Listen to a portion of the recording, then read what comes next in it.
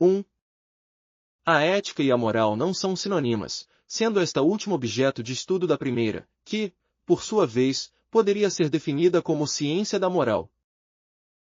Certo. A moral refere-se ao conjunto de normas, valores e costumes praticados por uma sociedade ou indivíduo. Já a ética, como disciplina filosófica, estuda a moral, analisando seus fundamentos e implicações. 2.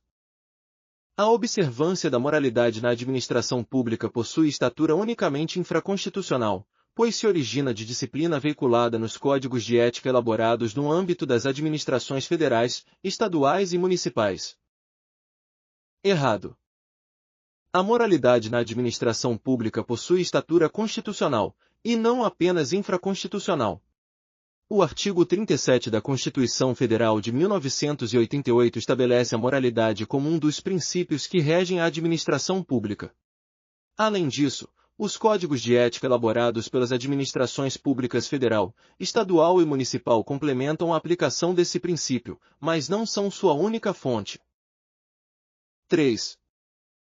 No exercício do cargo ou da função pública, o servidor público deve nortear suas ações pela dignidade, pelo decoro, pelo zelo, pela eficácia e pela consciência dos princípios morais. Certo. Os princípios éticos devem guiar a conduta dos servidores públicos no desempenho de suas funções. Esses valores estão previstos em legislações e códigos de ética do serviço público, que enfatizam a dignidade, o decoro, o zelo, a eficácia e o respeito aos princípios morais como pilares fundamentais para o exercício de qualquer cargo ou função pública. Esses elementos também estão alinhados com o princípio da moralidade administrativa previsto no artigo 37 da Constituição Federal de 1988. 4. Mediante ação popular, os cidadãos podem proteger a moralidade como princípio atinente à administração pública. Certo.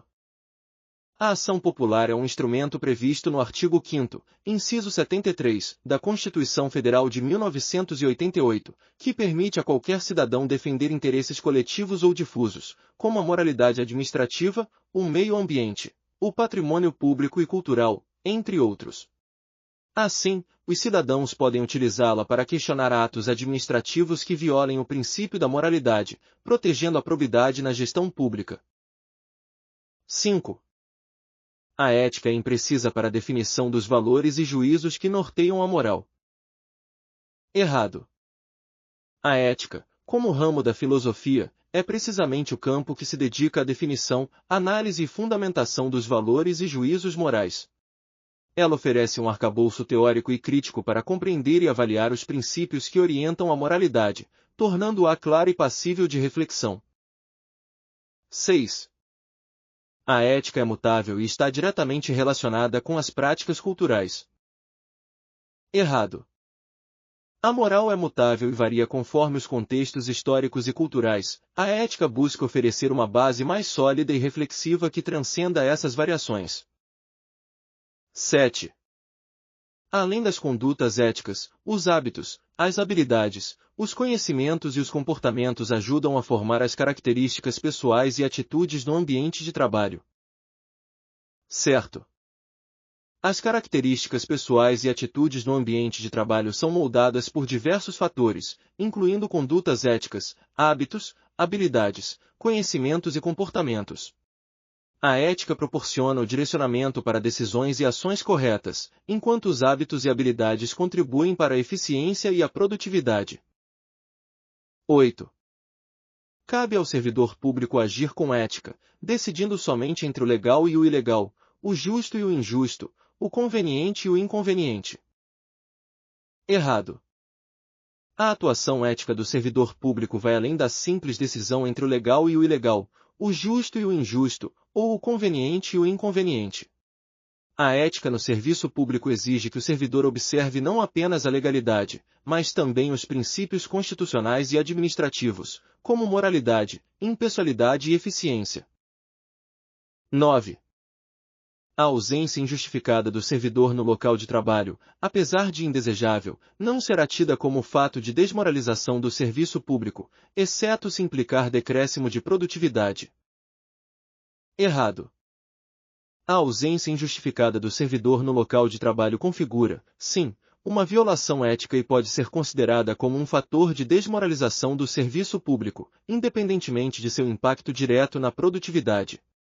Tal conduta contraria princípios como responsabilidade, comprometimento e respeito aos deveres funcionais, comprometendo a imagem da administração pública perante a sociedade. 10. Entre os aspectos éticos que marcam o regime democrático brasileiro, inclui-se o voto universal, cujo valor individual é igual para todos, independentemente de raça, gênero ou classe social do cidadão que o exerça. Certo. O voto universal é um dos pilares éticos e democráticos do regime brasileiro, conforme estabelecido na Constituição Federal de 1988. Ele garante que cada cidadão tem o direito de votar, com o mesmo peso, independentemente de raça, gênero, classe social ou qualquer outra característica. 11. A democracia é um regime político que se sustenta apenas na garantia de direitos políticos, como o voto e a participação eleitoral. Errado. A democracia também abrange direitos civis e sociais, promovendo a igualdade e a participação plena dos cidadãos na vida pública. 12. O exercício da cidadania está diretamente relacionado à prática de valores éticos, como o respeito à diversidade, à justiça e à igualdade. Certo. A cidadania exige a aplicação de princípios éticos para garantir a convivência harmônica e a equidade na sociedade. 13. A ética no âmbito da democracia visa a obediência às leis, sendo irrelevante a promoção do bem comum. Errado. A ética no contexto democrático busca tanto o cumprimento das leis quanto a promoção do bem comum e o respeito à dignidade humana. 14. O fortalecimento da ética na democracia contribui para a redução da corrupção e para a ampliação da confiança dos cidadãos nas instituições públicas. Certo. Valores éticos ajudam a melhorar a transparência e a eficiência das instituições democráticas. 15. A educação para a cidadania deve focar na formação técnica dos cidadãos, incluindo aspectos relacionados à ética e à democracia se necessário. Errado. A educação para a cidadania deve abranger aspectos técnicos e éticos, preparando cidadãos conscientes de seus direitos e deveres em uma democracia. 16. A ética na função pública exige que o servidor atue sempre visando ao interesse público, ainda que isso implique descumprir normas administrativas em situações excepcionais. Errado. O servidor deve agir em conformidade com as normas legais e administrativas, pois o respeito à legalidade é essencial na função pública. 17. A transparência e a prestação de contas são princípios éticos fundamentais na administração pública, sendo obrigação do servidor fornecer informações precisas e claras à sociedade. Certo. A transparência e a accountability são essenciais para garantir a confiança dos cidadãos nas instituições públicas. 18. O servidor público deve tratar todos os cidadãos com igualdade e cortesia, independentemente de sua condição social, respeitando os princípios éticos da imparcialidade e da dignidade humana. Certo. A imparcialidade e o respeito à dignidade humana são valores éticos essenciais na função pública. 19. A omissão de um servidor público em denunciar práticas ilegais ou antiéticas de colegas de trabalho não é considerada uma violação ética, desde que ele não tenha envolvimento direto nas ações. Errado. A omissão diante de irregularidades constitui uma infração ética, pois o servidor tem o dever de proteger o interesse público e zelar pela legalidade. 20.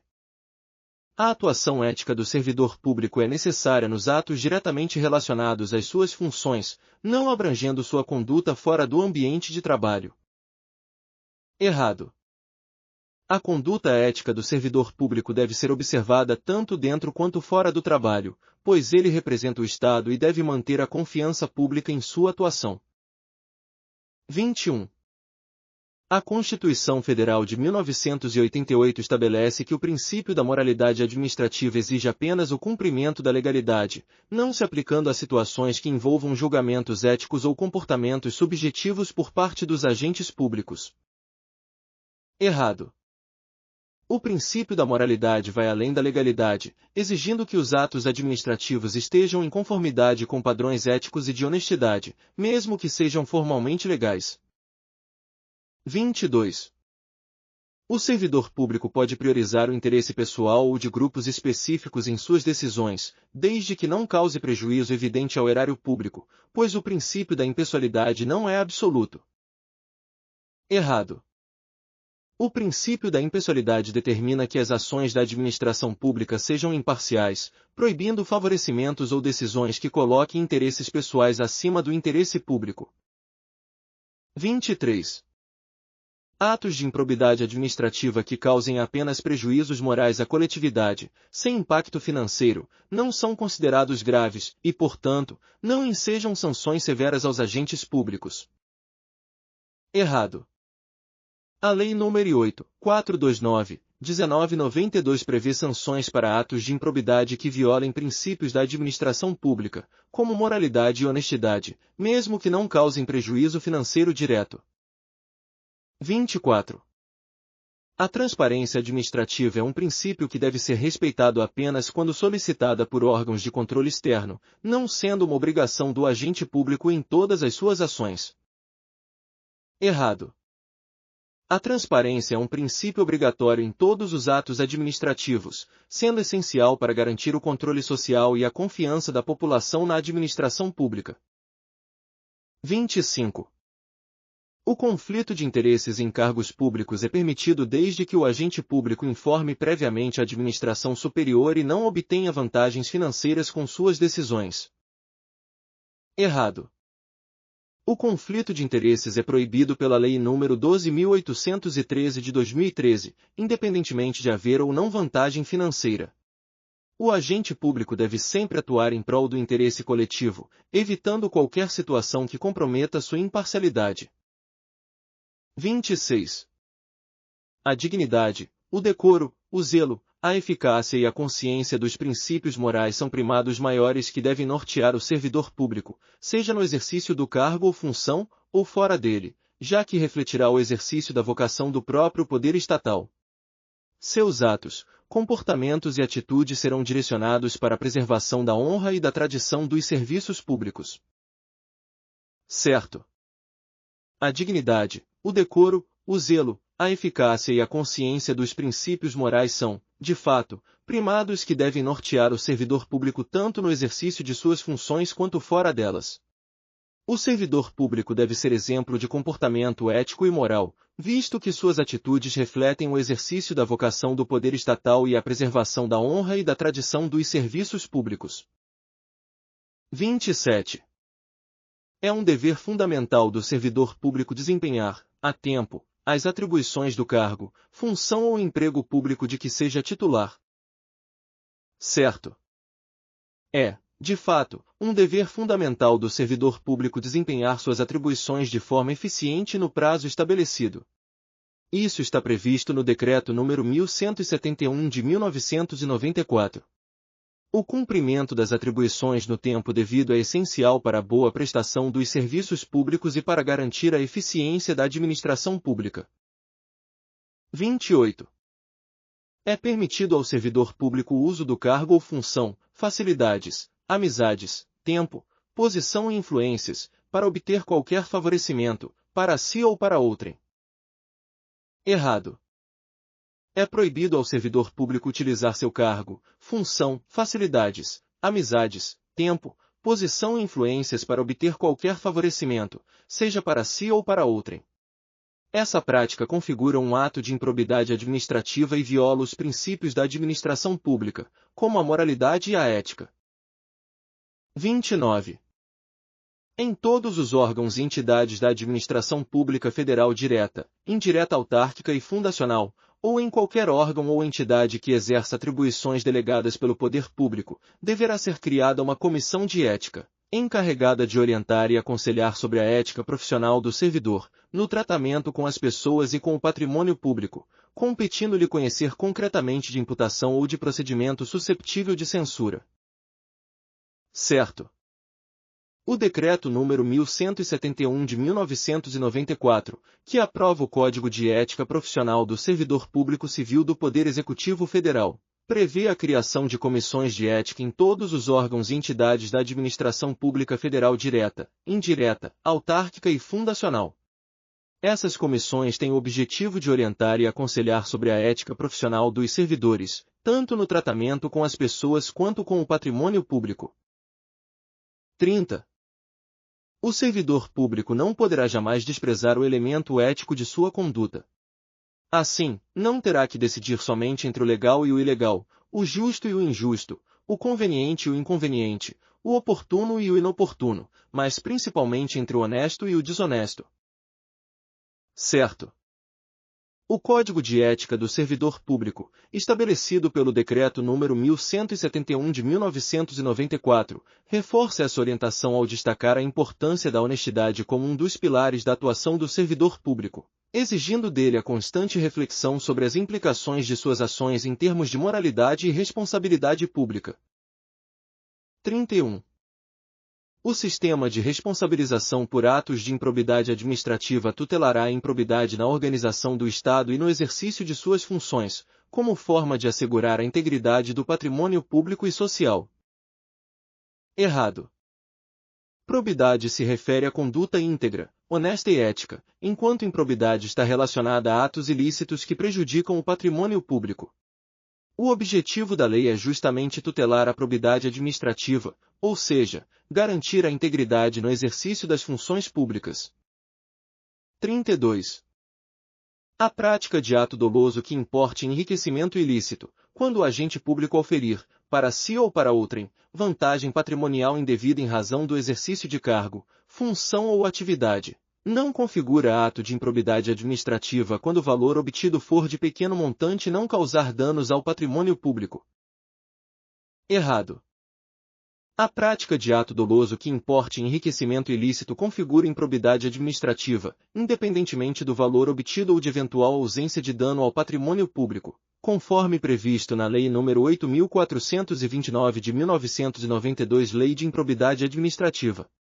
O pequeno valor ou ausência de dano não descaracterizam o ato, pois o objetivo da norma é combater práticas que ferem a moralidade administrativa. 33. O mero exercício da função ou desempenho de competências públicas, sem comprovação de ato doloso com fim ilícito, não afasta a responsabilidade por ato de improbidade administrativa. Errado. Para configurar ato de improbidade administrativa, é necessário comprovar dolo ou, em casos específicos, conforme alterações trazidas pela Lei nº 14.230 de 2021, que reformou a Lei de Improbidade Administrativa. O mero exercício da função ou desempenho de competências públicas, sem dolo ou intenção de causar ilícito, não caracteriza improbidade administrativa. 34.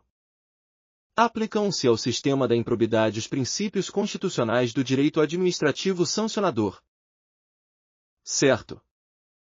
O sistema da improbidade administrativa está sujeito aos princípios constitucionais do direito administrativo sancionador, como legalidade, proporcionalidade, devido processo legal, contraditório e ampla defesa. 35. Constitui ato de improbidade administrativa, importando enriquecimento ilícito, ao ferir, mediante a prática de ato doloso, qualquer tipo de vantagem patrimonial indevida em razão do exercício de cargo, de mandato, de função, de emprego ou de atividade nas entidades públicas, especialmente quando se percebe vantagem econômica, direta ou indireta, para facilitar a aquisição, permuta ou locação de bens móveis ou imóveis, ou a contratação de serviços pelas entidades públicas por preço superior ao valor de mercado. Certo. Conforme a Lei de Improbidade Administrativa Lei nº 8.429 de 1992, configura enriquecimento ilícito o ato doloso que permita ao agente público obter vantagem patrimonial indevida no exercício de suas funções, incluindo facilitar negócios ou contratos em condições desvantajosas para a administração pública, como adquirir ou contratar bens ou serviços por valores superiores ao de mercado. Isso fere os princípios da moralidade, da legalidade e da eficiência. 36. Estão sujeitos às sanções dos atos de improbidade praticados contra o patrimônio de entidade privada que receba subvenção, benefício ou incentivo, fiscal ou creditício, de entes públicos ou governamentais. Certo. Segundo a Lei nº 8.429 de 1992, as sanções por atos de improbidade administrativa podem ser aplicadas a atos que prejudiquem o patrimônio de entidades privadas que recebam subvenção, benefício ou incentivo fiscal ou creditício de entes públicos, desde que os atos afetem os recursos públicos repassados. As sanções são restritas ao valor ou ao patrimônio público envolvido, não abrangendo integralmente os recursos privados da entidade. 37. Independentemente de integrar a administração indireta, estão sujeitos às sanções dos atos de improbidade praticados contra o patrimônio de entidade privada para cuja criação ou custeio o erário haja concorrido ou concorra no seu patrimônio ou receita atual, limitado ao ressarcimento de prejuízos, nesse caso, a repercussão do ilícito sobre a contribuição dos cofres públicos. Certo. Conforme a Lei nº 8.429 de 1992, as sanções por atos de improbidade administrativa aplicam-se às entidades privadas cuja criação ou custeio tenha contado com recursos públicos, ainda que essas entidades não integrem a administração pública. No entanto, o ressarcimento de prejuízos fica limitado à repercussão do ilícito sobre os recursos públicos envolvidos, não abrangendo integralmente o patrimônio da entidade privada. 38. Configura improbidade a ação ou omissão decorrente de divergência interpretativa da lei, baseada em jurisprudência, ainda que não pacificada, mesmo que não venha a ser posteriormente prevalecente nas decisões dos órgãos de controle ou dos tribunais do Poder Judiciário. Errado. A improbidade administrativa não se configura automaticamente em caso de divergência interpretativa da lei, especialmente quando a ação ou omissão decorre de uma interpretação plausível da norma, mesmo que essa interpretação não venha a prevalecer posteriormente. A improbidade exige dolo ou má-fé, e não simplesmente a discordância sobre a interpretação de uma norma.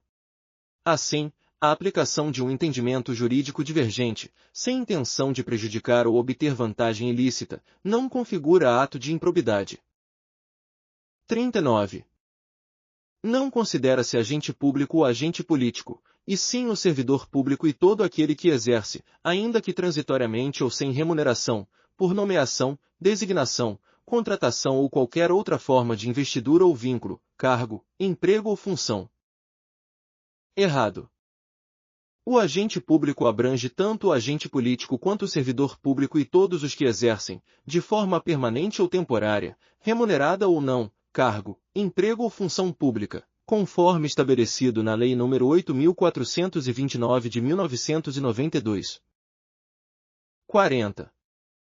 No que se refere a recursos de origem pública, sujeita-se às sanções previstas na Lei de Improbidade Administrativa Particular, pessoa física ou jurídica, que celebra com a administração pública convênio, contrato de repasse, contrato de gestão, termo de parceria, termo de cooperação ou ajuste administrativo equivalente. Certo. De acordo com a Lei nº 8.429 de 1992, pessoas físicas ou jurídicas que celebram convênios, contratos de repasse, contratos de gestão, termos de parceria ou ajustes administrativos com a administração pública estão sujeitas às sanções de improbidade administrativa caso pratiquem atos que configurem improbidade, especialmente quando envolvem o uso de recursos públicos. Esses particulares podem ser responsabilizados se beneficiarem indevidamente de recursos públicos ou praticarem atos prejudiciais à moralidade administrativa. 41. As pessoas jurídicas serão responsabilizadas objetivamente, nos âmbitos administrativo e civil, pelos atos lesivos praticados em seu interesse ou benefício, exclusivo ou não. Certo. A Lei nº 12.846 de 2013, conhecida como Lei Anticorrupção, estabelece que as pessoas jurídicas serão responsabilizadas objetivamente pelos atos lesivos à administração pública, praticados em seu interesse ou benefício, seja de forma exclusiva ou não. Isso significa que a responsabilidade da empresa independe da comprovação de culpa, bastando a comprovação do ato ilícito e do benefício para a pessoa jurídica. A sanção pode ocorrer tanto no âmbito administrativo quanto civil, e pode envolver multas e outras penalidades. 42. A responsabilização da pessoa jurídica exclui a responsabilidade individual de seus dirigentes ou administradores ou de qualquer pessoa natural, autora, coautora ou partícipe do ato ilícito. Errado. A responsabilização da pessoa jurídica não exclui a responsabilidade individual de seus dirigentes ou administradores, nem de qualquer pessoa natural envolvida, como autores, coautores ou partícipes do ato ilícito. De acordo com a Lei nº 12.846 de 2013, Lei Anticorrupção, tanto a pessoa jurídica quanto os indivíduos responsáveis pelo ato ilícito podem ser responsabilizados de forma independente, sendo possível a aplicação de sanções às duas partes de maneira cumulativa. 43. A pessoa jurídica será responsabilizada independentemente da responsabilização individual das pessoas naturais. Certo. De acordo com a Lei nº 12.846 de 2013, Lei Anticorrupção, a responsabilização da pessoa jurídica é independente da responsabilização individual das pessoas naturais envolvidas. Ou seja, a empresa pode ser penalizada por atos ilícitos cometidos em seu interesse, mesmo que seus dirigentes ou empregados não sejam responsabilizados ou punidos individualmente. Essa responsabilização objetiva visa garantir a punição dos atos lesivos à administração pública, independentemente da comprovação de culpa ou dolo de seus representantes. 44. Os dirigentes ou administradores somente serão responsabilizados por atos ilícitos na medida da sua culpabilidade. Certo. De acordo com a Lei nº 12.846 de 2013, Lei Anticorrupção, os dirigentes ou administradores de uma pessoa jurídica serão responsabilizados por atos ilícitos na medida de sua culpabilidade, ou seja, levando em consideração a sua participação direta no ato ilícito, o grau de envolvimento, e a intenção, dolo ou negligência culpa. A responsabilidade é subjetiva, diferentemente da pessoa jurídica, que é responsabilizada objetivamente. 45. Não subsiste a responsabilidade da pessoa jurídica na hipótese de alteração contratual, transformação, incorporação, fusão ou cisão societária. Errado. De acordo com a Lei nº 12.846 de 2013, Lei Anticorrupção, a responsabilidade da pessoa jurídica por atos ilícitos praticados não é extinta em casos de alteração contratual, transformação, incorporação, fusão ou cisão societária.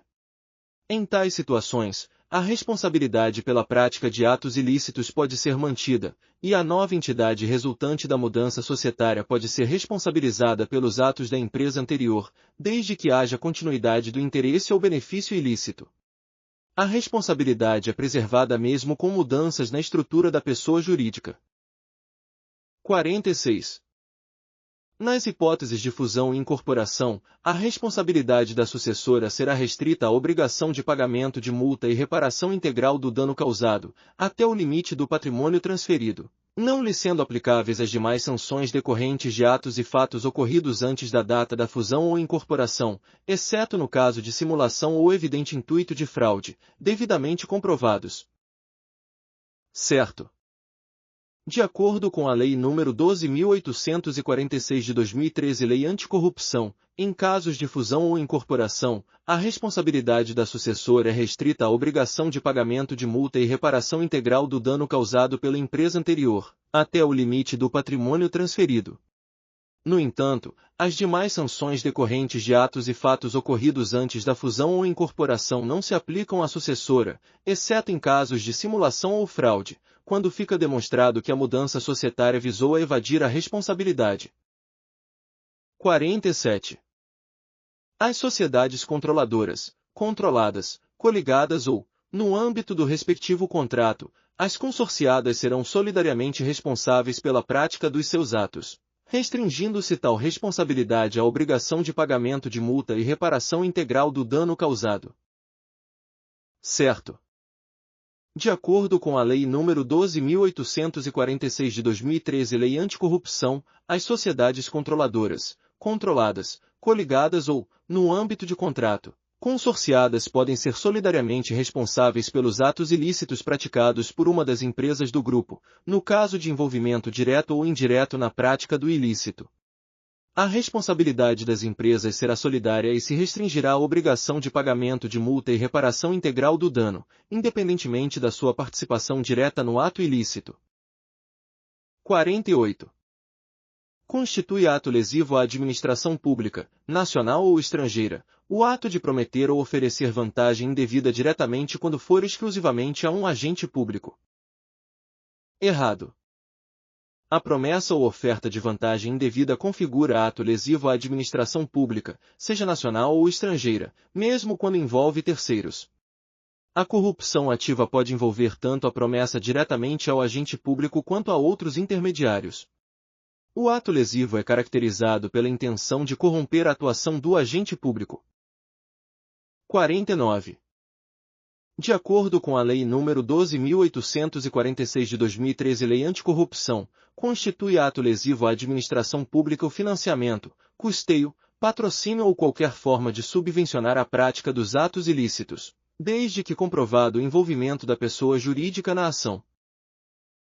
Certo. A Lei nº 12.846 de 2013, Lei Anticorrupção, prevê que a pessoa jurídica poderá ser responsabilizada por atos lesivos à administração pública, incluindo financiamento, custeio, patrocínio ou qualquer forma de apoio à prática de atos ilícitos. Para que haja responsabilização, é necessário que seja comprovado o envolvimento da pessoa jurídica na ação, seja diretamente ou por meio de seus representantes ou funcionários. 50.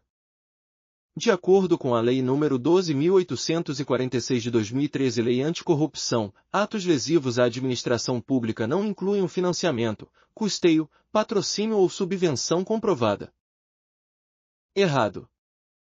De acordo com a Lei nº 12.846 de 2013, Lei Anticorrupção, o financiamento, custeio, patrocínio ou subvenção de atos ilícitos configuram atos lesivos à administração pública, desde que haja comprovação do envolvimento da pessoa jurídica. Esses atos são passíveis de responsabilização, independentemente de intenção de beneficiar terceiros.